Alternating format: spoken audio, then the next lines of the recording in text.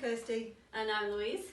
And this is Child Mental Health Week, so we're wanting to vlog quite a lot this week and start our week off by thinking about the communication behind behaviour. So thinking beyond behaviour and thinking about what behaviour is telling us from a child, from the inside of them.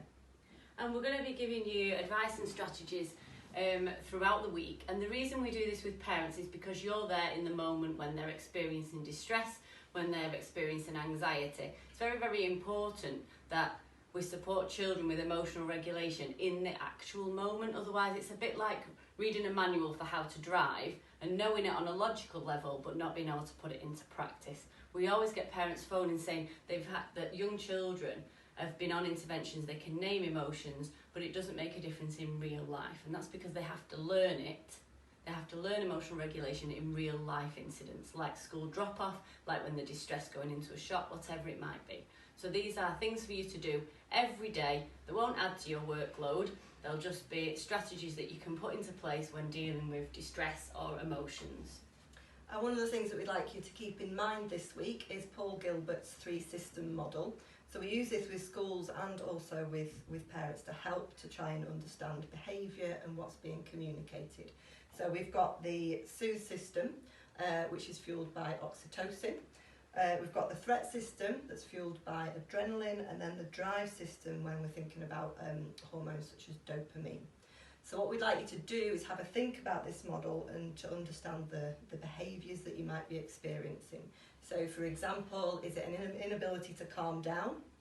The soothe system, is it a response to anxiety or threat system, or is there an intention there behind the behaviour? So is the drive system kicking in? And if it is, understanding a bit more about the why. And this is all about you understanding our brains, understanding what's going on, this sort of control centre of emotions, if you like. We have to understand this, and that's why we always bring it into our sessions and into our vlogs. But what it means is what you're asking yourselves when your child's distressed, or if you're a teacher and you're in a classroom, whatever it might be, is are they in control of what's happening right now? And if the answer's no, you're looking at these two systems and thinking, are they threatened by something or are they struggling to calm down? And that's therefore what we need to help them with. If they are in control of it and it's a choice, it's still okay. You just need to be even more curious and to think why are they making this decision? So your first job is to be very curious. First asking those questions, are they in control or not? And then if you think that they are in control, being even more curious, really much more interesting than a behavioural strategy, to be really curious about why somebody's doing something. So over the next few days, we're going to be vlogging and having a think about particularly how we can work into these two systems here, the soothe and the threat system.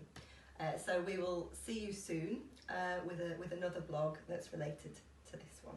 Please go on our website if you would like to get any more information about this, because we do have some tip sheets that you can get hold of if you contact